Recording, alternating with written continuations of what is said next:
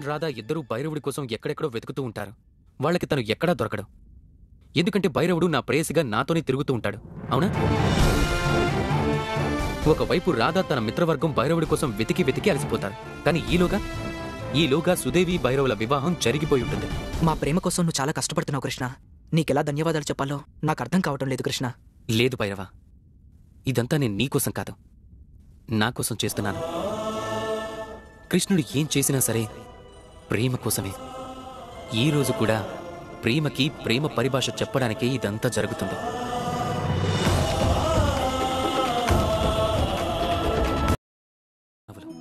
ఈ రెండిటి మధ్య సంబంధం ఎలాంటిదంటే భైరవ, ఇదంతా నేను నీకోసం కాదు, నా కోసం చేస్తున్నాను.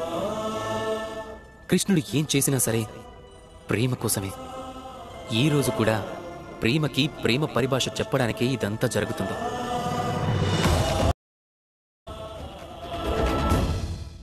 పొరపాటు అలాగే మానవులు, ఈ రెండిటి మధ్య సంబంధం ఎలాంటిదంటే పక్షులకి రెక్కలకి ఉండే బంధం లాంటిది, ధారకి నదికి ఉన్న బంధం లాంటిది. పొరపాటు అనేది మనిషి జీవితంలో ఇంత ప్రాముఖ్యమైనది కదా. ఇక మీరే ఆలోచించండి, అందుకు సిగ్గుపడటం ఎందుకు? దాని గురించి సిగ్గుపడటం సమంజసం కాదు. నిజం చెప్పాలి అంటే పొరపాటు మనం మరింత శక్తివంతంగా మారే అవకాశం ఇస్తుంది. ముందు కన్నా మంచి ప్రదర్శన చేసేలా ప్రేరేపిస్తుంది. బహుశా మీలో కొందరు దీనిని అంగీకరించకపోవచ్చు. ఎందుకంటే చాలా మంది దృష్టిలో పొరపాటు దోషానికి జన్మనిస్తుంది. దోషం అపరాధానికి, ఆ అపరాధానికి క్షమాపణ కాదు, దండన లభించి తీరాల్సిందే. కానీ ఇలా ఎందుకు జరుగుతుందో ఎప్పుడైనా ఆలోచించారా? ఇందుకు కారణం ఏమిటి? దానికి కారణం పొరపాటుని అంగీకరించకుండా తప్పించుకోవటం. మీరు పొరపాటు చేసి కూడా దాన్ని అంగీకరించకపోతే అప్పుడు ఆ పొరపాటు దోషంగా మారుతుంది. తరువాత ఆ దోషం అపరాధంగా. సాహసంతో ఉండండి, మీ పొరపాటుని స్వీకరించండి, మీ పొరపాటుని సరిదిద్దుకునే దిశగా మొదటి అడుగు వేయండి. అలాగే బాగా గుర్తుంచుకోండి, అపరాధమని ఏదైనా ఉందంటే అది సమయానుగుణంగా మీ పొరపాటుని స్వీకరించకపోవడం. రాధాకృష్ణ.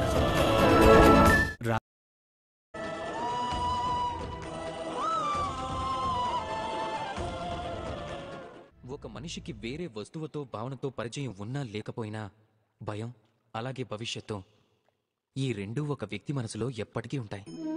వాటి అస్తిత్వం మనిషి అస్తిత్వంపై ఆధారపడుతుంటాయి. విచిత్రం కదా?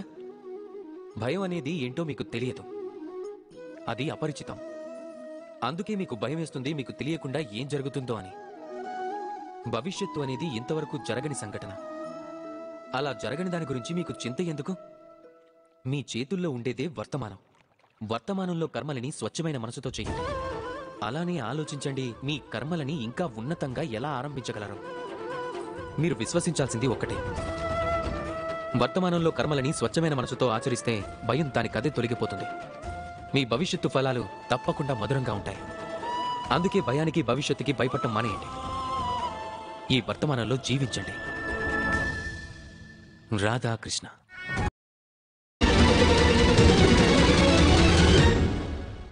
ఈ పుస్తకం చాలా సుందరంగా ఉంది కదా. అందమైన ఆభరణాలు, చాలా అందమైన అలంకరణలు ఉన్నాయి. కానీ నిజంగా మనం దీన్ని అద్భుతమైన పుస్తకంలా పరిగణించగలమా? ఇందులో రాసున్నదంతా సత్యమేనా? ప్రేరణాత్మకమైనదేనా? మన దృష్టిలో విలువైనదేనా? ఈ విషయాన్ని మనం ఎలా నిర్ణయించగలం? మీరంతా సమాధానం స్పష్టమే కదా అని ఆలోచిస్తూ ఉండొచ్చు. ఆభరణాలను చూసి పుస్తకాన్ని విలువ ఎలా నిర్ణయించగలమని. అందుకోసం మీరు దాన్ని చదవాల్సి ఉంటుంది అని, దీన్ని అర్థం చేసుకోవాల్సి ఉంటుంది, సమయం కేటాయించాల్సి ఉంటుంది. అవునా? మీరు ఆలోచిస్తుంది అన్ని విధాలా ఉచితమే. ఆశ్చర్యకరమైన విషయం ఏమిటి అంటే పుస్తకం గురించి మీకు ఈ విషయాలన్నీ తెలుసు, కానీ ఒక వ్యక్తి విషయంలో మాత్రం మీ మనసులో ఇలాంటి ఆలోచనలేవీ రావు. వ్యక్తి విలువను కూడా తన వస్తువులతోనో, తన శారీరక రూపంతోనో, తన సౌందర్యంతోనో నిర్ణయించకూడదు. అందుకోసం మీరు ఆ వ్యక్తిని చదవాల్సి ఉంటుంది, తనని అర్థం చేసుకోవాల్సి ఉంటుంది, తనకి సమయం ఇవ్వాల్సి ఉంటుంది. కానీ మనం ఏం చేస్తాం? అలంకరణలు, రంగు, సౌందర్యాన్ని చూసి ఆకర్షితులం అవుతాం, దాన్నే ప్రేమని భావిస్తాం. ఏదో ఒక రోజు ఇలా అనటం కూడా మనం వింటూనే ఉంటాం, మా ప్రేమ కథ సఫలం కాలేదు అని, దానికి అన్యాయం జరిగింది అని. కానీ ఇందులో దోషం అన్యులది కాదు, స్వయంగా మీదే. మీరు ఆ వ్యక్తికి సమయం ఇవ్వలేదు, మీరు ఆ వ్యక్తి ఆలోచనల్ని అర్థం చేసుకోలేదు. ప్రేమ 2 క్షణాల్లో చేయగలిగే వంట కాదు. దాని రుచి ఆస్వాదించటానికి మీరు ఒక జీవితకాలం సమయం ఇవ్వాల్సి ఉంటుంది. అందుకే సమయం ఇవ్వండి. ఒకరిని ఒకరు రూపంతో కాదు, ఆత్మతో చూడండి. నిశ్చలమైన మనసు ఎంతో సంతోషంగా చెప్తుంది. రాధాకృష్ణ. అందరూ ఆగండి. మీ కోపంతో మనుషుల ఆలోచనలు లోకంలో అత్యంత లోతైన లేదా అత్యంత కఠినమైన భావనలు. ఎప్పుడు ఏది జరిగితే ఈ మనసు ఏం ఆలోచిస్తుందో వివరంగా చెప్పడం అసంభవం. ఇవే ఆలోచనలు ఎన్నోసార్లు మన మనసులో అల్పులు అనే భావనల్ని తీసుకొస్తాయి. మనం ఎప్పుడూ ఉన్నత స్థాయిలో ఉన్న వ్యక్తులని చూస్తాం, వాళ్ల జీవితాలని విశ్లేషిస్తూ ఉంటాం. ఆ తరువాత మనల్ని మనం అల్పులుగా భావిస్తూ ఉంటాం. అతని వద్ద అంత ధనం ఉంది, తన వద్ద ఎంతో బలం ఉంది, కానీ నా వద్ద ఏమీ లేదు. నేను చాలా అధముణ్ణి అని, లోకం దృష్టిలో నేను చాలా అల్పుణ్ణి అని ఇలా అనుకుంటూ ఉంటారు కదా. కానీ అది నిజం కాదు. మీ దగ్గర కూడా కావలసినన్నున్నాయి. వెనక్కి తిరిగి చూడండి. ఆకలితో ఉన్న వ్యక్తికి కేవలం ఒక అన్నం ముద్ద దొరికినా ఇతరుల దృష్టిలో అది కేవలం అన్నదానం మాత్రమే కావచ్చు, కానీ తన దృష్టిలో అది ఒక పూట భోజనం అవుతుంది. అందుకే మనసులో అల్పులు అనే భావన ఎప్పుడు కలిగినా మీ వాళ్ల వైపు చూడండి, వాళ్ళని గమనించండి. మీకు విశ్వాసం కలుగుతుంది. ఈ లోకం దృష్టిలో మీరేమీ కాకపోవచ్చు, కానీ కొందరు వ్యక్తులకు మాత్రం మీరే వాళ్ల లోకం అవుతారు. మీరే లోకం అని ఎవరు భావిస్తారో వాళ్లతో సంతోషంగా ఉండండి. రాధాకృష్ణ. నేను ఏం చేస్తున్నానో, నేను ఏం రాస్తున్నానో అని చూడాలనుకుంటున్నారా? ఇప్పుడు నేను మట్టిపైన మట్టి అని ఎందుకు రాశానో అని ఆలోచిస్తూ ఉంటారు కదా. దీని వెనుక ఒక ముఖ్యమైన కారణం ఉంది. కానీ అది చెప్పటానికి ముందు ఓసారి నన్ను నీటిపై నీరు అని రాయనివ్వండి.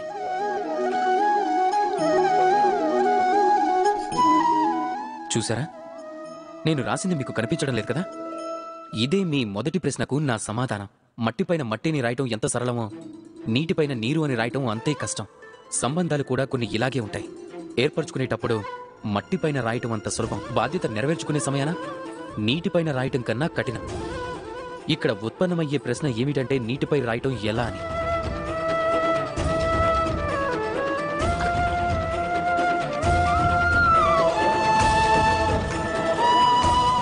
ఏ ప్రకారంగా అయితే ఈ స్ఫటికాలు జలంలో మునిగి ఉన్నా కూడా ఇవి జలంతో సమానమే. సరిగ్గా ఈ ప్రకారమే మన బాధ్యతలను కూడా మనం నిర్వర్తించాలి. ఈ స్ఫటికాలు మాదిరిగానే నిష్ఠతో లోతుల్లోకి వెళ్ళాలి. సంబంధం అప్పుడు ఎప్పటికీ వికటించదు. రాధాకృష్ణ. జీవితంలో మనం ఎందరినో కలుస్తూ ఉంటాం.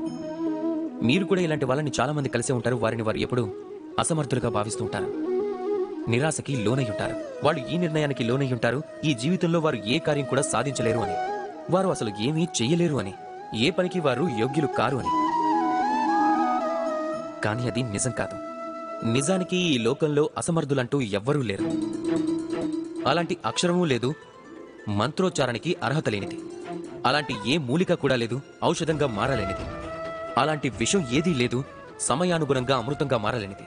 ఈ ప్రకారంగానే ఏ వ్యక్తి కూడా అసమర్థుడిగా ఉండలేడు. తనని అప్రయోజకుడిగా మార్చేది తన ఆలోచనే. అందుకే మీరు మీ ఆలోచనని తెలుసుకోండి. అప్పుడు మీరు ఏంటో మీకే అర్థం అవుతుంది. మీలో ఉన్న మనసుని మేల్కొల్పండి. అప్పుడు ఈ లోకమంతా ఆశతోనే నిర్మితమైందని మీరు తెలుసుకుంటారు. ఈ లోకంలో నిరాశ, నిస్పృహ, అపజయం లాంటి విషయాలకి ఇక్కడ అస్తిత్వం లేదు అని. రాధాకృష్ణ.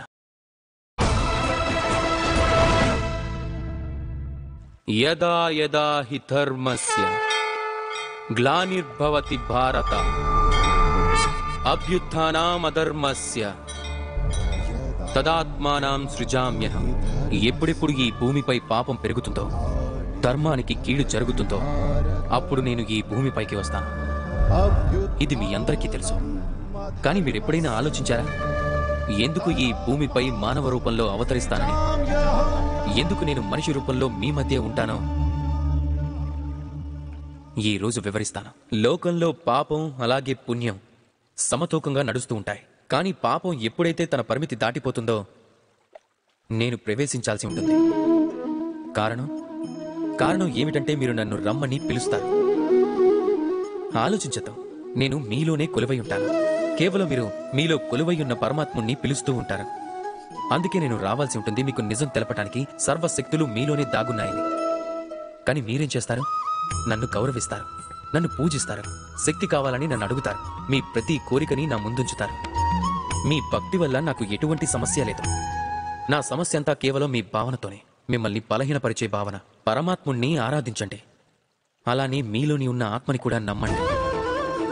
ఎందుకంటే ఈ లోకంలో మీరు చెయ్యలేని కార్యం అంటూ ఏదీ లేదు. ప్రతి నరుల్లోనూ నారాయణుడుంటాడు, ప్రతి నారిలోనూ లక్ష్మీదేవి. మీలో ఉన్న నారాయణుణ్ణి గుర్తించండి, అలాగే ఈ కాలచక్రాన్ని మార్చండి. నేను చాలా సంతోషిస్తాను. నేను అవతరించటంలో ఉన్న అసలైన ప్రయోజనం మీకు అర్థమైందని. మీలోని శంకను తొలగించి శంకరుడిగా మారిపోండి, లేదంటే మీరు బండరాయితో సమానం. రాధాకృష్ణ. నేను బర్సనాకి వెళ్ళిపోవాలి.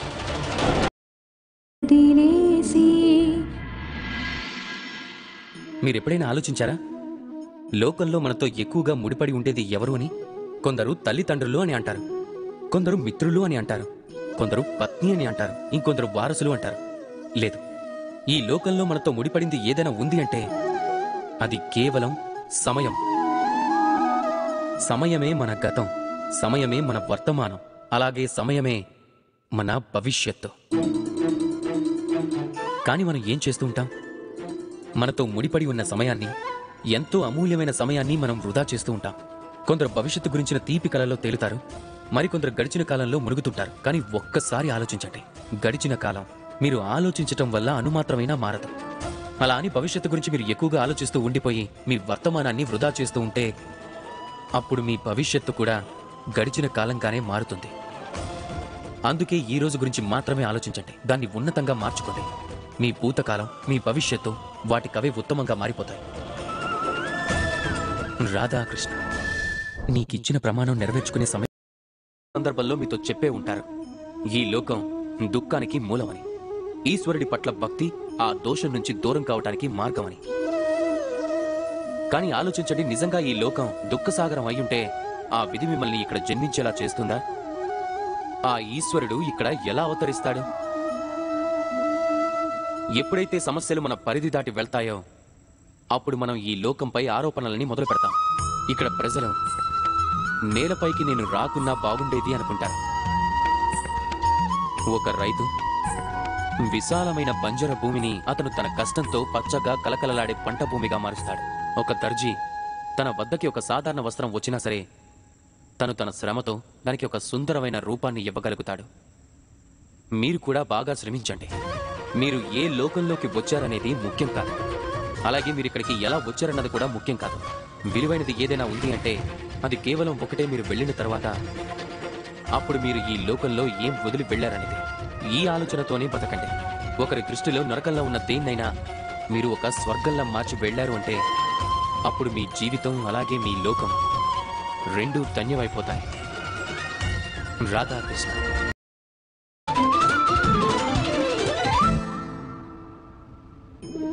మనందరికీ ఏదో ఒక సందర్భంలో కోపం వస్తూనే ఉంటుంది, అలా రావాలి కూడా.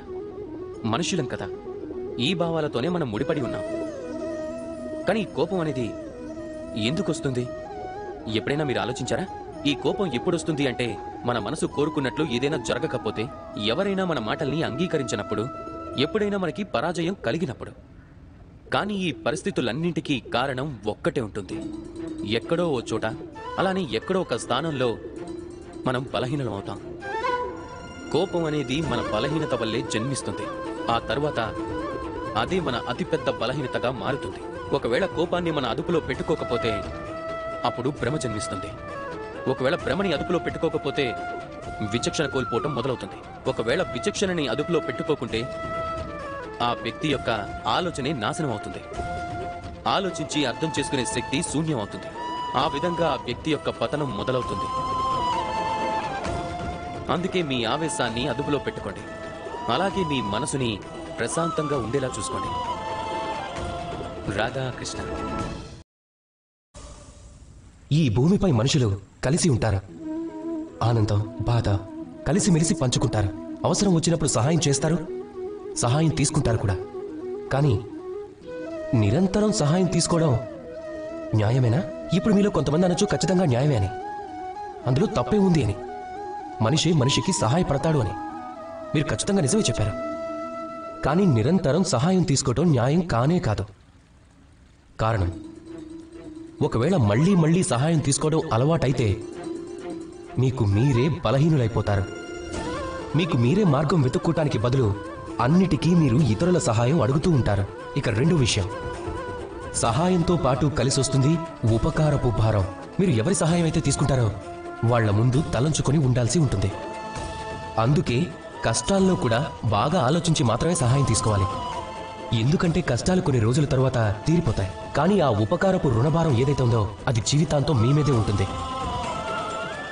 రాధాకృష్ణ. ఎప్పుడైతే మానవ జన్మ రూపొందిందో అప్పుడే వ్యక్తి పరిచయం అనేది కూడా జన్మించింది. కానీ ఇప్పటి యుగంలో ఒక వ్యక్తికి ఈ విషయమై ఎలాంటి మూల్యాంకం ఉండదో అతని పరిచయం ఎవరితో ఏర్పడింది అనేది, అతనితో పరిచయం ఎక్కడ వరకు, ఎందుకు. మీ చుట్టుపక్కల కూడా చాలా వ్యక్తులే ఉంటారు. వారు కేవలం తమ గుర్తింపుతో వారి కార్యం పూర్తి చేసుకుంటారు. ఇలా చాలా మంది ఉంటారు. వారి గుర్తింపుతో లబ్ధి పొందుతారు, ధనము సంపాదించుకుంటారు. కానీ మీరే ఒక్కసారి ఆలోచించండి, ఇది సరైనదేనా? గుర్తింపు అనేది మీతో ఎప్పటి వరకు ఉంటుంది అంటే వాటితో మధురమైన గుర్తింపుని పొందేంత వరకు మాత్రమే. సంబంధాల మధ్య విభేదాలనేవి వచ్చాయో అప్పుడు ఆ కార్యం చేతి నుంచి జారిపోతుంది. అప్పుడు ఇంకా మీరు ఏం చేయగలరు? దాని సమాధానం ఏమిటంటే కార్యం. నీ కార్యం పూర్తిగా మనసు పెట్టి చేయి. నీ కార్యం నిష్ఠతో చేయి. ఎందుకంటే పరిచయం వల్ల జరిగే కార్యం ఎక్కువ కాలం నిలబడి ఉండదు. కానీ కార్యం వల్లనే ఏర్పడిన పరిచయం యుగ యుగాంతం వరకు ఉంటుంది. రాధాకృష్ణ.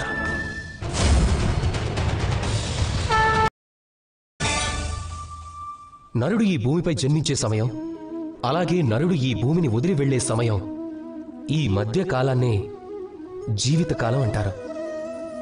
ఈ జీవితకాలంలో యుద్ధం అయితే తప్పనిసరిగా చేయాల్సిందే. ఒక్కోసారి విద్య కోసం అవ్వచ్చు, ఒక్కోసారి క్రియ కోసం అవ్వచ్చు, కొన్నిసార్లు పరిస్థితులతో పోరాడాల్సి వస్తుంది.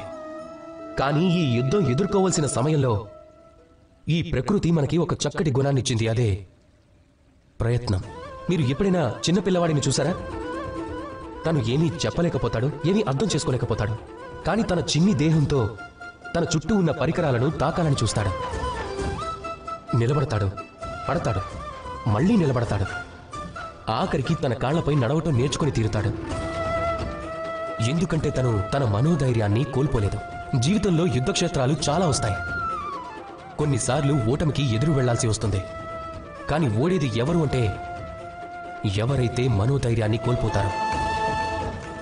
అందుకే చెప్తారు, యుద్ధభూమిలో దిగే ముందు తమ మనసుతో యుద్ధం చెయ్యాలి అని. రణరంగంలో ఓడేవారికి మళ్లీ అవకాశాలు వస్తాయి, కానీ మనోధైర్యం లేక ఓడిన వారికి రావు. రాధాకృష్ణ. ఏం తెలుసు నీకు?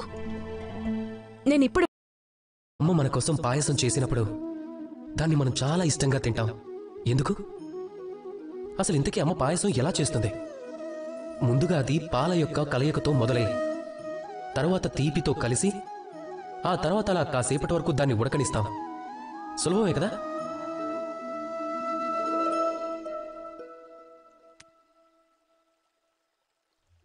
అంత సులభం కాదు. ఈ జీవితంలో ఆనందం అనే పాయసం చెయ్యాలి అంటే కూడా అంతే. ఎందుకంటే దానికి చాలా సమయం పడుతుంది. శుద్ధత అనే భావంతో కలిగిన పాలను కలిపి, ఎప్పుడు తెగిపోతాయో తెలియని సంబంధాలనే తీపిని కలిపి, ప్రయాస అలాగే శ్రమని జోడించి కాసేపటి వరకు ఉడకనివ్వాలి. అప్పుడే తయారవుతుంది ఆనందం అనే పాయసం. జాగ్రత్తగా గుర్తుంచుకోండి, శుద్ధత అనే భావానికి ప్రేమ అనే తీపి, ప్రయాస అనే ఆత్మని, ఈ మూడింటిని కలిపినప్పుడు అప్పుడే జీవితంలో ఆనందం ఏర్పడుతుంది. రాధాకృష్ణ. ఒక కమ్మని గొంతు మనకి వినిపిస్తుంది, మనసులో నిలిచిపోతుంది. కోకిల గొంతు చాలా తీయగా, చాలా అందంగా. అలాగే ఇంకొక పక్షి కూడా ఉంది, దాని గొంతు అంతే తీయగా ఉంటుంది. అది మన ఇంటి చుట్టుపక్కలే ఉంటుంది. పచ్చని రంగు, ఎర్రటి ముక్కు. మీరు సరిగ్గానే గుర్తించారు, చిలుక.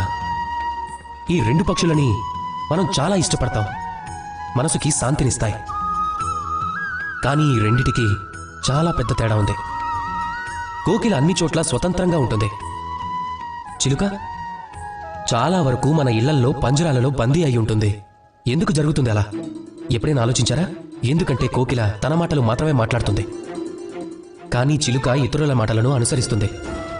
ఎవరైతే వాళ్ళ ఆలోచనల పట్ల దృఢంగా ఉంటారో, వాళ్ళ మనసులో ఏమనిపిస్తుందో అదే చెప్తారో, అదే మాట్లాడతారో, వాళ్ళు ఈ ప్రపంచంలో స్వతంత్రంగా ఉంటారు.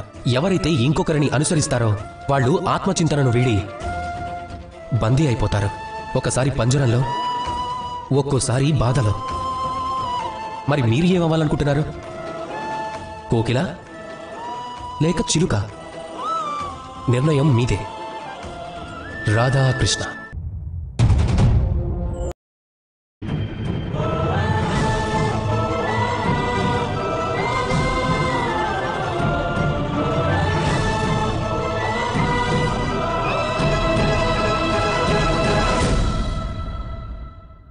ఏ సంబంధానికైనా నమ్మకం ఉండాలి.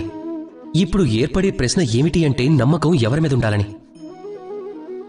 అది మీకు అర్థం కావాలంటే ముందుగా మీకు ఇది అర్థం కావాలి.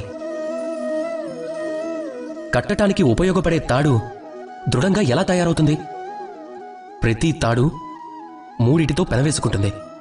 నమ్మకం విషయంలో కూడా అంతే. ఈ విధంగానే నమ్మకం కూడా ఆధారపడి ఉంటుంది. మీరు ఎవరితో నమ్మకం అనే బంధాన్ని జోడిస్తారో వాళ్ళకి మీ జీవితంలో 3 విషయాలు తెలిసుండాలి, అర్థం చేసుకోగలగాలి. మొదటిది, మీ నవ్వు వెనుక దాగి ఉన్న మీ బాధ. రెండవది, మీ కోపం వెనుక ఉన్న మీ ప్రేమ. ఇక మూడవది, మీ మౌనం వెనుక దాగి ఉన్న మీ మాటల అగ్నిపర్వతం, మీ నిస్సహాయత. ఎవరికైతే మీ జీవితంలోని ఈ 3 మాటలు, ఈ 3 విషయాలు తెలుస్తాయో, మీరు అలాంటి వాళ్లతో బంధాన్ని ఏర్పరచుకున్నట్టయితే మీ జీవితం చాలా అంటే చాలా ఆనందంగా ఉంటుంది. రాధాకృష్ణ. ఎగరాలి అని ఎవరనుకోరు? గెలిచి ఆకాశ వీధుల్లో తిరగటం ఎవరు వద్దనుకుంటారు? అందరికీ కావాలి. అందరికీ కావాల్సింది ఈ ప్రపంచంలో వాళ్ల పేరు అందరికంటే పైనే ఉండాలి అని. ఎందుకంటే వాళ్ల పేరు ఇతిహాసాల్లో రాసి ఉంటుంది. కాని అందరి పేర్లు ఇతిహాసాల్లో రాసి ఉండవు. కొంతమంది పేరు తెచ్చుకొని కూడా పేరు లేకుండా ఉంటారు. ఎందుకు? ఎందుకంటే వాళ్ళు భూమితో సంబంధం తెంచేసుకుంటారు. వాళ్ళు ఒక విషయం మర్చిపోతుంటారు. వాళ్ళు ఎంతసేపు ఎగిరినా కూడా తిరిగి భూమి మీదే వాళ్ళకి విశ్రాంతి దొరుకుతుంది. ఎందుకంటే వాళ్ల పనులకు చప్పట్లు కొట్టేవాళ్లు, వాళ్ళని ప్రశంసించేవారు ఈ భూమి మీదే ఉంటారు. భూమి మీద ఉన్నవారి పేర్లు మాత్రమే ఇతిహాసాల్లో రాస్తారు. గెలిచి ఆకాశంలోకి ఎగరాలనుకునేవాళ్లు వారి సంబంధీకులతో ఆ గెలుపుకు కారణమైన వాళ్ళకి చెప్పండి, ఈ గెలుపుకి కారణం మీరే అని. అప్పుడే మీ పేరు ఇతిహాసాల్లో ఉంటుంది. ఇక అప్పుడే మీరు భవిష్యత్తులో ప్రశాంతంగా ఉంటారు. రాధాకృష్ణ. మనుష్యుల యొక్క స్వభావం ఆలోచించటం. బాగా ఆలోచించి ఒక నిర్ణయానికి వస్తారు. అలా నిర్ణయం తీసుకుని ఈ ప్రపంచాన్ని మార్చాలన్న ఆలోచనతో ముందుకు సాగుతుంటారు కదా? కానీ అలాని ప్రతి ఒక్కరూ తమ నిర్ణయాలతో గెలిచి ముందుకు వెళ్ళగలుగుతున్నారా? ఎందుకని కొంతమంది మాత్రమే ఈ ప్రపంచాన్ని మార్చగలుగుతున్నారు, మిగతా వారు ఎందుకు మార్చలేకపోతున్నారు? దానికి కారణమే భయం. అదే తేడాగా నిలుస్తుంది గెలిచిన వారికి, ఓడిన వారికి. ఈ విధంగా ఎవరైతే వారి ఆలోచనలతో, నిర్ణయాలతో ఈ ప్రపంచాన్ని మారుస్తారో వాళ్లే గెలవగలుగుతారు.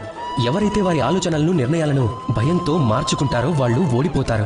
కాబట్టి మీరు ఈ ప్రపంచాన్ని మార్చాలి అనుకుంటే మీరు మీ మార్గాన్ని చేరుకోవటానికి మార్గాన్ని సుస్థిరం చేసుకోండి. మీ ఆలోచనల్ని, నిర్ణయాలని మార్చుకోకండి. రాధాకృష్ణ. చాలామంది విషాదంతో బాధపడుతూ ఉంటారు. జీవితంలో కేవలం విపరీతమైన శోకం తప్ప ఆనందం ఎప్పటికీ ప్రాప్తించదు అని. ఎందుకు అంటే మా అదృష్టం అంతే అని అంటారు. ఎందుకంటే మనం అలాంటి పర్యావరణంలో పుట్టాము అంటారు. అంటే ఏంటి? మీ జన్మ మీ ప్రారబ్ధాన్ని నిర్ణయిస్తుందా? కొంత పరిమితి వరకు నిర్ణయిస్తుంది. ఎలా అంటే, వర్షం యొక్క చుక్క ఎప్పుడైతే మేఘాల్లో జన్మిస్తుందో దాని యొక్క ప్రారబ్ధం ధరణి మీదికి రావటం. అంతేకాని ధరణి మీద ఎక్కడ పడుతుందో అది నిశ్చయిస్తుంది దాని భవిష్యత్తు ఏంటి అన్నది. అరటి ఆకు మీద పడితే కర్పూర ఫలంగా మారుతుంది. అదే గనుక ఆల్చిప్పలో పడితే ముత్యం అవుతుంది. అదే ఒకవేళ విషంలో పడితే విషంగా మారిపోతుంది. చుక్క ఒక్కటే, ప్రారబ్ధాలు 3. ప్రారబ్ధం అనేది మన జన్మ కాదు, అది మన యొక్క ఎంపికను నిర్ధారిస్తుంది. అందుకే మీ ఎంపిక చూసి ఆలోచించి తీసుకోండి.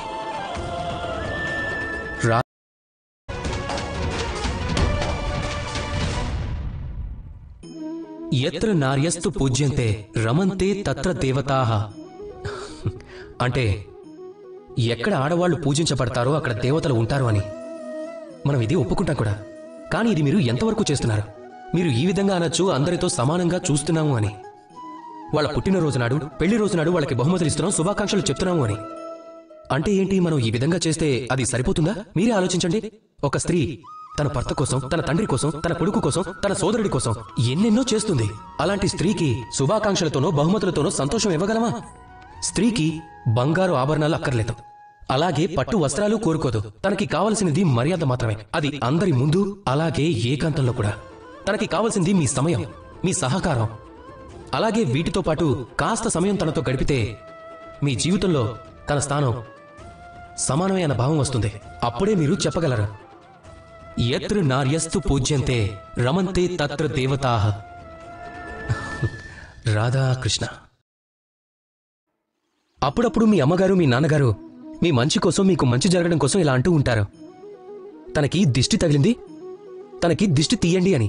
అది చెయ్యొద్దు, నీకు దిష్టి తగులుతుంది, అలా అలంకరించుకోకు, అది వేసుకోకు, ఎక్కువ దిష్టి తగులుతుంది. కొందరు ఈ దిష్టికి ఉపచారాలు చేస్తూ ఉంటారు. అగ్నితో దిష్టి తీస్తూ ఉంటారు. దిష్టిపోవటానికి కాలుకు తాడు కడతారు, నల్లటి చుక్క పెడతారు, ఏమేం చేయాలో అని చేస్తారు. అంతా మంచికే. కాని ఈ విషయాలు వేటిని నేను నమ్మను. నేను నమ్మేది ఏమిటి అంటే, ఒకవేళ మీ మనసు మంచిదే అయితే మీకెప్పుడు ఏ దిష్టి కూడా ఎలాంటి చెడు కాని హాని కాని తలపెట్టనే లేదు. చీకటి ఎప్పుడు కనిపిస్తుందంటే, ఎవరింటి కిటికీలకు పరదాలు కప్పి ఉంటాయో అలాంటి ఇంట్లోని చీకటి కమ్ముకుని ఉంటుంది. తుఫాను కూల్చగలిగేది ఎలాంటి ఇళ్లను అంటే, ఏ ఇంటికైతే పునాదులు సరిగ్గా ఉండవో. ఇక మీ వ్యక్తిత్వానికి పునాది మీ యొక్క ఆలోచన, అలాగే మీ దృష్టికోణం.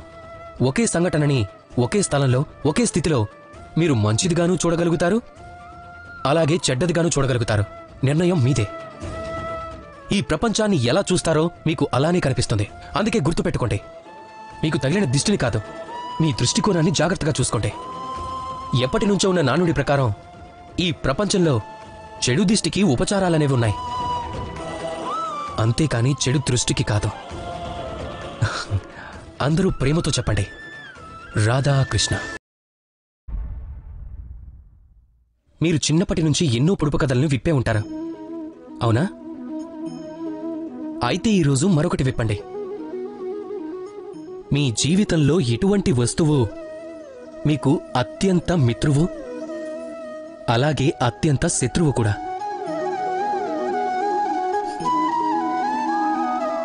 తెలివైన వారికి ఈ సంకేతమే చెప్పేస్తుంది. మీరు సరిగ్గానే ఆలోచించారు. ఆ వస్తువు ఏమిటంటే సమయం. ఎందుకని సమయం మీకు అత్యంత శత్రువు, అలాగే సమయమే మీకు అత్యంత మిత్రువు కూడా? సమాధానం సమయం యొక్క ఉపయోగం. ఎవరైతే సమయాన్ని సరిగ్గా ఉపయోగించుకుంటారో వాళ్ళు జీవితంలో అన్ని లక్ష్యాలను చేరుకుంటారు. ప్రపంచం వారిని గుర్తిస్తుంది, వారికి మర్యాదనిస్తుంది. ఇక ఎవరైతే సమయం యొక్క విలువని తెలుసుకోకుండా కాలాన్ని వృధా చేస్తారో, ఎవరైతే సమయాన్ని నిర్లక్ష్యం చేస్తారో ప్రపంచం వారిని మర్చిపోతుంది. అందుకే సమయాన్ని సరిగ్గా ఉపయోగించుకోండి, దాన్ని వ్యర్థం చేయకండి. మీ మంచి సమయం మీరంటే ఏంటో ఈ ప్రపంచానికి తెలియజేస్తుంది, కానీ చెడు సమయం ఈ ప్రపంచం అంటే ఏంటో మీకు స్పష్టంగా తెలియజేస్తుంది. అందరూ ప్రేమతో చెప్పండి, రాధాకృష్ణ. తనతో పాటు మొదలవుతాయి తన జ్ఞాపకాలు. ఈ జ్ఞాపకాలు చాలా దృఢమైనవి. అది ఒక విచిత్రమైన అనుభూతి. ప్రతి సమయంలోనూ మీతో పాటే ఉంటాయి. మీ జీవితంలో జరిగే ప్రతి విషయాలు ఏదో ఒక చోట మీకు ఎదురవుతూనే ఉంటాయి. కాకపోతే మనం వాటిని మర్చిపోతూ ఉంటాం, అవి మన జ్ఞాపకాలే అని. అందులో మనం ఏమి గుర్తుపెట్టుకోవాలి, వీటిని గుర్తుపెట్టుకోకూడదు అనేది మన ఆలోచన బట్టే ఉంటుంది. ఈ జీవితంలో మనం గుర్తుంచుకోవాల్సినవి సుఖం, ఆనంద సమయాలు. ఆ సమయంలో ఎవరైనా మనకి ఉపకారం చేశారా? ఆ సమయం ఎవరైనా మనకి మిత్రులయ్యారా? లేదా ఆ క్షణాలు మనం ఎవరికైనా మేలు చేశామా? కానీ మనం ఏం గుర్తుపెట్టుకుంటాం? మన బాధని, కోపాన్ని. ఏ క్షణంలోనైనా మనకి ఎవరైనా అపకారం చేశారా? ఏ క్షణంలో మనకి ఎవరైనా శత్రువులు ఉన్నారా? ఇదే మనం జ్ఞాపకాల్లో ఉంచుకుంటాం. ఇక అవే మనల్ని ప్రేరేపిస్తాయి ప్రతీకారం తీర్చుకోవటానికి. అందుకనే మనం ఏం మర్చిపోవాలి, ఏం గుర్తు పెట్టుకోవాలి అనేది మన నిర్ణయం బట్టి ఉంటుంది. ఈ జీవితంలో జరిగిందంతా మర్చిపోండి, కానీ కేవలం ఒక్కటి గుర్తు పెట్టుకోండి. మనం ఏవైతే మర్చిపోవాలో వాటిని గుర్తు పెట్టుకోవటం. ఇదే వివాదాలకు మూలం. అందరూ ప్రేమతో ధ్యానించండి. రాధాకృష్ణ. మీరు ఎప్పుడైనా మర్రి చెట్టుని చూసారా? ఎంత విశాలంగా ఉంటుందో. అప్పుడప్పుడు భయం వేస్తుంది, ఈ చెట్టు బరువైన మర్రితీగ లోడలని భరించగలదా లేదా అని. అప్పుడప్పుడు భయం వేస్తుంది, ఈ వృక్షం విరిగి కింద పడిపోతుందేమో అని. కానీ అలా కాదు. సమయం రాగానే వాటి కొమ్మల నుంచి పుట్టిన ఊడలు తిరిగి మట్టి భూమిలో కలిసిపోతాయి.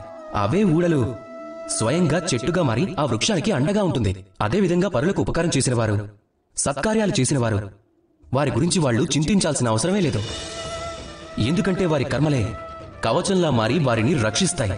అందుకని మీరు మీ అవసరాల కోసం కాదు, మీ కర్మల కోసం చింతించండి. రాధాకృష్ణ. ప్రకృతిలో అన్ని జీవాలు ప్రాణం పోసుకున్నాయి.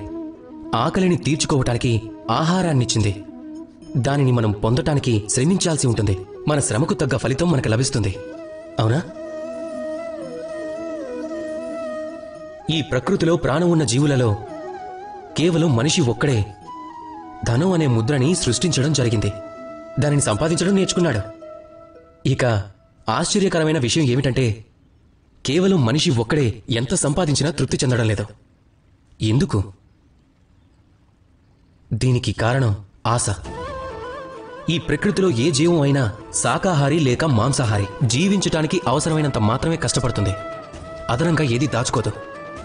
కానీ మనిషి అవసరానికి మించి సంపాదించాలనుకుంటాడు. ఆ విధంగా తను తన మనసుని తృప్తిపరచుకోలేడు, అలాగే తన అవసరాలను కూడా. అందుకనే ఏదైనా కోరుకునే ముందు అవసరాన్ని, తృప్తిని ఆలోచించండి. కాదు అనుకుంటే ఈ భూమిపై అసంతృప్తిగానే మిగిలిపోతారు. అందరూ ప్రేమతో ధ్యానించండి. రాధాకృష్ణ.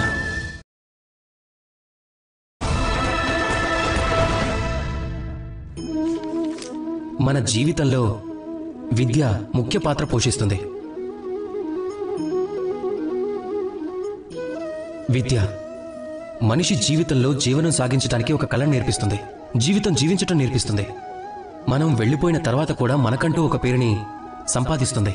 కానీ ఎవరైనా ఎప్పుడైనా ప్రశ్న వేసినప్పుడు నీ జీవితంలో అందరికంటే పెద్ద, అందరికంటే ముఖ్యమైన గురువు ఎవరు అని కొందరు అంటారు అమ్మ అని. ఎందుకంటే ఈ జీవనంలో అమ్మని మించి జ్ఞానాన్ని ఎవరు నేర్పగలరు? కొందరు అంటారు అధ్యాపకులు. ఎందుకంటే అధ్యాపకులు మనకి శస్త్రాలు ఇంకా శాస్త్రాలు నేర్పిస్తారు. కొందరు అంటారు మిత్రుడు. వీళ్ల ముగ్గురులో ఒక సమానత్వం ఉంది. ముందు వీళ్ళు మనకి నేర్పిస్తారు, ఆ తరువాత మనం ఏం నేర్చుకున్నామో తెలుసుకోవటానికి మనకు పరీక్ష కూడా పెడతారు. కానీ నిజానికి వాస్తవంలో అసలు గురువు ఎవరు అంటే వీళ్ళందరికీ వ్యతిరేకం. ముందుగా మీకు వారు పరీక్ష పెడతారు, ఆ తర్వాత పాఠం నేర్పిస్తారు. అప్పుడప్పుడు పరీక్ష రాస్తూ రాస్తూ మీరు నేర్చేసుకుంటారేమో. ఇదే విద్య, అనుభవం. అందుకోసమే అనుభవాన్ని ఇంకా పాఠాన్ని మీరు వెంట పెట్టుకుంటే మీకు మీ జీవితంలో అసంతృప్తి అనేది ఉండదు. అందరూ ప్రేమతో ధ్యానించండి. రాధాకృష్ణ.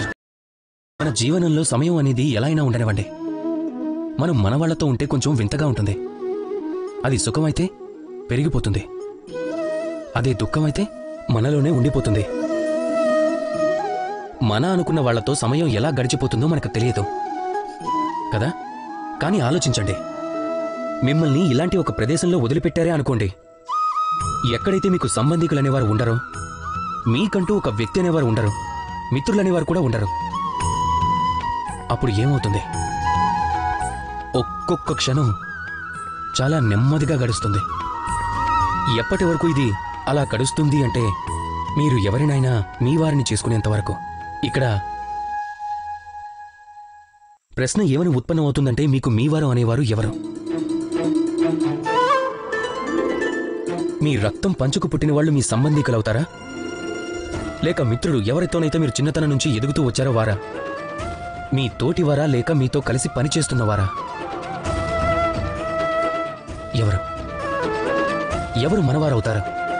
ఎవరైతే మన ఆపదలో మనకు సహాయం చేస్తారో. మన అవసరం అనేది మన సమయం బట్టి ఆధారపడి ఉంటుంది. గుర్తుపెట్టుకోండి, మనవారితో సమయం మనకి తెలియనే తెలియదు, కానీ సమయానుసారం మనవారు ఎవరనేది మనకి ఖచ్చితంగా తెలుస్తుంది. అందరూ ప్రేమతో ధ్యానించండి. రాధాకృష్ణ.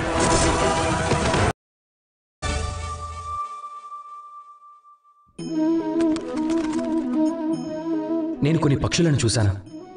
జీవితకాలం అంతా గూడు కడుతూనే ఉంటాయి. ఇక్కడ నుంచి కొన్ని కొమ్మలను, అక్కడ నుంచి గడ్డిని తీసుకుని సదా వాటి కోసం గూడు కట్టుకోవటం అనే కార్యంలోనే ఉంటాయి. ఇంకా ఈ కార్యంలో ఎంత మునిగిపోతాయి అంటే స్వయంగా వాటి రెక్కల అస్తిత్వం గురించి మర్చిపోతాయి. ఆ పక్షులు ఎగరటం కోసం ఒక విశాలమైన ఆకాశం ఉందన్న సంగతి మర్చిపోతాయి. ఇక ఈ జీవితం కూడా ఆ గూడు నిర్మించడంలోనే ఉండిపోతుంది. ఇప్పుడు మనుషుల్లో కూడా ఇదే జరుగుతుంది. జీవితం జీవించడానికి ధనం సంపాదించటంలో ఎంత మునిగిపోతారంటే ఈ జీవితం జీవించాలి అని మర్చిపోతూ ఉంటారు. ధనం జీవితాన్ని జీవించటం కోసం ఉంటుంది. జీవితం ధనం సంపాదించుకోవడానికి కాదు. ఇక మీరు కేవలం గూడు నిర్మించుకుంటూ మాత్రమే ఉండకండి. మీ రెక్కలను ఆడించండి. ఇక ఈ విశాలమైన ఆకాశంలో హాయిగా ఎగరండి. అందరూ ప్రేమతో ధ్యానించండి. రాధాకృష్ణ. జీవితం చాలా తక్కువ. 2 రోజులు, అధికంలో అధికంగా 1 వారం, అంతే. తనకి ఎంతో తక్కువ భోజనానికి ఆవశ్యకత ఉంటుంది. అయినప్పటికీ అది ముందుకు వెళ్తూనే ఉంటుంది. కార్యాలను చేస్తూనే ఉంటుంది. తన తర్వాత వచ్చే వారసుల కోసం కర్మను ఆపకూడదు. చేస్తూనే ఉండాలి, వెళ్తూనే ఉండాలి. ఏమీ దొరకకపోయినా, వెళ్లటంలో అయితే సిద్ధహస్తులు అవుతారుగా. లక్ష్యం చేరుకోకపోయినా ఒక సుగంధ యాత్ర అయితే చేస్తారు కదా. అందరూ ప్రేమతో ధ్యానించండి. రాధాకృష్ణ. మనుషులకు ఒక విశేషమైన ధోరణి ఉంటుంది. వారు ఎప్పుడూ స్వయంగా సంతృప్తి పొందరు, ఎప్పుడూ స్వయంగా ప్రసన్నలు అవరు. ఏదైతే ఉన్నదో దానిని అధికంగా కావాలి అనుకుంటారు. దేన్నైతే పొందుతారో దానిని ముందుకు తీసుకువెళ్లాలనుకుంటారు. అలాగే మీ జీవితంలో మార్పు, పరివర్తన తీసుకురావాలనుకుంటారు. ఇక ఈ ధోరణి ప్రపంచంలోని చాలా గొప్పది. ఎందుకంటే ఈ ధోరణితో వెళ్లటం వల్ల ప్రపంచంలో అభివృద్ధి ఉంటుంది. కానీ ఈ మార్పు వల్ల మనుషులు తమని తాము వెతుక్కుంటారు. వారి జీవితంలో మార్పులు తీసుకురావాలని, వారికి మంచి మార్గం చూపించుకోవాలని, వారి జీవితంలో పరివర్తన తీసుకురావాలని. ఇక దీనికోసం మనుషులు ప్రపంచవ్యాప్తంగా ఏదైతే తన దగ్గరుందో దాన్నే వెతుకుతూ ఉంటారు. అదేమిటో చెప్పండి. ఎవరైతే వారి జీవితాన్ని మార్చుకోవాలి అనుకుంటారో అప్పుడు దర్పణంలో చూసుకోండి. స్వయంగా మీరే మీ జీవితాన్ని మార్చుకోగలరు. మీకు మీరే స్వయంగా మార్గాన్ని చూపించుకోగలరు. జీవితంలో మార్పు తీసుకురాగలరు, పరివర్తన తీసుకురాగలరు. అందుకోసమే మీ లోపల ఉన్న శక్తిని గుర్తించండి. ఇక విశ్వసించండి, ఈ ప్రపంచంలోనే మీకన్నా అధికమైన శక్తి కలిగిన వారు ఇంకెవరూ లేరని. జీవితం మారిపోతుంది. మీరు అంధవిశ్వాసాన్ని కాదు, ఆత్మవిశ్వాసాన్ని తోడుగా ఉంచుకోండి. మీ సమస్యలు స్వతహాగా దూరమైపోతాయి. అందరూ ప్రేమతో ధ్యానించండి. రాధాకృష్ణ. జీవితంలో ఏదైనా సాధించి చూపించాలి. ఆకాశంలో ఎలాంటి హద్దును తాకాలంటే దాన్ని తాకాలి అనే విషయం గురించి మీరు ఎప్పుడూ ఆలోచించకూడదు. అప్పుడు మీలో ఉన్న ఈ 3 గుణాలు ఆర్జితమవుతాయి. మొదటిది, మీ లక్ష్యాన్ని పొందాలనే కోరిక, శ్రద్ధ. ఇది మీరు మీతో ఎప్పుడూ చేయలేనిది మీతో చేసి చూపిస్తుంది. ఇక రెండవది, సాహసం, సంక్షోభాన్ని చేపట్టే సామర్థ్యం. ఇది మీరు ఏదైతే చెయ్యాలి అనుకుంటారో అది మీతో చేసి చూపిస్తుంది. ఇక మూడవది, అనుభవం. అనుభవం మీ జీవితంలో మీరు ఏం చెయ్యాలి అనేది చెప్తుంది. ఎవరైతే శ్రద్ధ, సాహసం, ఇంకా అనుభవం, ఈ 3 గుణాలను అర్థం చేసుకుంటారో వారు ఈ ప్రపంచంలో పొందలేనిది అంటూ ఏదీ ఉండదు. వారు ఎల్లప్పుడూ సంతోషంతో ధ్యానిస్తారు. రాధాకృష్ణ. ఇంకా లక్ష్యము, 2 సమానంగా అనిపిస్తాయి. ఈ రెండిటిని వ్యక్తి ఊహించుకుంటాడు, ఈ రెండిటిని వ్యక్తి పొందాలి అనుకుంటాడు. ఇక ఈ 2 పూర్తయ్యాయి అంటే ఆ వ్యక్తి తనని స్వయంగా భాగ్యశాలి అని భావిస్తాడు. కానీ ఈ రెండిటిలో అంతరార్థం ఉంది. అంతరార్థం ఏమిటంటే స్వప్నం కోసం కష్టపడకుండా నిద్రపోవాలి. ఇక లక్ష్యం కోసం నిద్ర లేకుండా కష్టపడాలి. ఏ వ్యక్తి అయితే స్వప్నాన్ని చూడటంలో ఉండిపోతాడో నిద్ర లేచిన తర్వాత తన చేతులు ఖాళీగా ఉండిపోతాయి. ఇక ఏ వ్యక్తి అయితే కష్టపడతాడో నిద్రించే సమయంలో కూడా తన చెయ్యి తన లక్ష్యం వైపే సాగుతుంది. అందుకోసమే స్వప్నాన్ని చూడండి, లక్ష్యం కనిపిస్తుంది. దానికోసం శ్రమించండి. అందరూ ప్రేమతో ధ్యానించండి. రాధాకృష్ణ. కోరిక, నిర్ణయం, ఇంకా నిశ్చయం. ఈ శబ్దాలను మనం మన జీవితంలో చాలాసార్లు విన్నాం కదా. జీవితంలో చాలాసార్లు చాలా వాటిని పొందాలనే కోరిక కలుగుతుంది. కానీ కేవలం కోరిక వల్లే అంతా మారిపోతుందా? ఏదైనా పొందగలుగుతారా? బంజరు భూమి మీద నివసించే వ్యక్తికి తను తొందరగా మధురమైన జలాన్ని కోరుకుంటాడు, కానీ అతనికి అది దక్కదు. ఎవరైతే బావిని తవ్వాలని నిర్ణయించుకుంటారో వారికి భూమిని తవ్వటానికి గుణపం దొరుకుతుంది. ఇక ఏదైతే నిశ్చయించుకుంటారో వారికి ఎప్పుడో ఒకప్పుడు మధురమైన జలం తప్పకుండా లభిస్తుంది. అందుకని జీవితంలో కోరిక మాత్రమే ఉంటే సరిపోదు. నిర్ణయించుకోండి, దాని తర్వాత నిశ్చయించుకోండి. అప్పుడు అన్నీ దొరుకుతాయి. అందరూ ప్రేమతో ధ్యానించండి. రాధాకృష్ణ.